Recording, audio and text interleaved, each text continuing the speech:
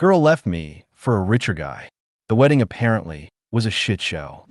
This happened many years ago, but I've been wanting to tell this for a while. Back in the happy-go-lucky days of the late 1990s, I had a college girlfriend, Courtney, and like many a young man, I thought she was the one. That turned out very inaccurate. Courtney decided to start seeing someone else, Mike. However, she neglected to tell me about it and started seeing Mike while we were still a couple. I knew of him, mostly that his dad was rich and he was destined to follow in dad's footsteps and attend Harvard Law and work at a prestigious law firm, which he ultimately did from what little I have heard over the years, but that is for another day. Upon graduation, all three of us were in the same year. Courtney and Mike decided to break the news to me that they were engaged. When I asked very loudly why, Courtney just shrugged and said she needed a husband with prospects. Translation, money. And to add the cherry on top, the job that I was offered upon graduation announced there was corporate restructuring and the position had been eliminated. So I did what any recent college graduate with whose job plans disappeared and whose girlfriend just ditched him for a richer guy. I joined the Army. I thought I would do this Army thing for a few years before figuring something out. But by the time I finished with OCS, Ranger School, and assigned to a regiment, it was September 2001. I'm sure you can guess how busy those years became. A year later, as my first tour in Afghanistan was winding down, I received a DVD from Jamie, a college friend who also knew Courtney and Mike and was well aware of what happened between us.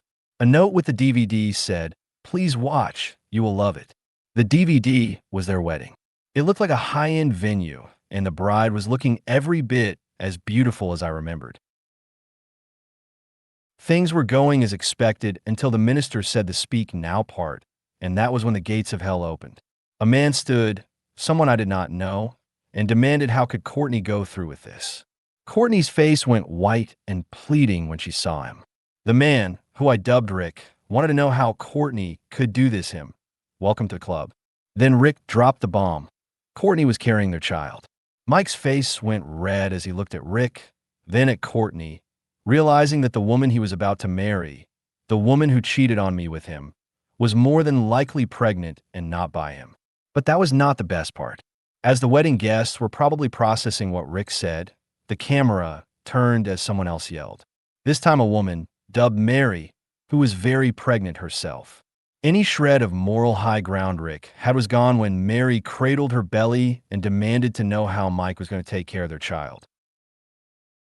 The DVD ended with the parents of the not-wedded couple pulled their respective kids aside and left the venue. It did not take a genius to figure out that the wedding was called off. And Jamie's note was right. I did love it. It made my day to see the woman who carelessly broke my heart so publicly embarrassed. I showed it to my comrades who found it hilarious. Over a year later, this time in Iraq, that DVD would provide some joy on days when shit had really hit the fan. I only heard bits and pieces of what happened after the ill-fated wedding. As I said earlier, Mike did go on to be a lawyer and apparently did well. Courtney got a job and went on with her life. I can only guess that they wound up with the other person, or at least raised their kids. Beyond that, I know little and care even less. As for me, I stayed in the Army. I would return to Afghanistan and Iraq more than once. I would serve in places I'm still not allowed to discuss and deal with enemies who made bin Laden look like Gandhi. But those are other stories.